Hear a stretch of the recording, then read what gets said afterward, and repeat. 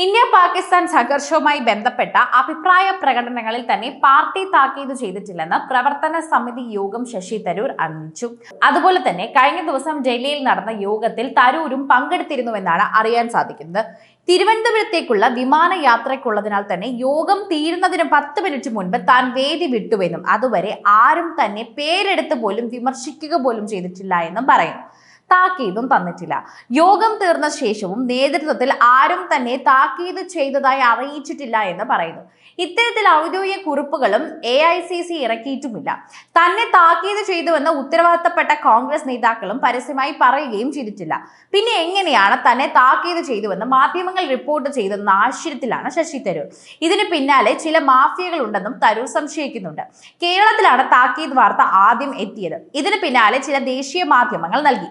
ഡൽഹിയിലെ യോഗ വാർത്ത ഒക്കെ തന്നെയും കേരളത്തിൽ ആദ്യം എത്തിയതിലെങ്കിലും വ്യക്തമായ ഗൂഢാലോചനയും ഉണ്ട്.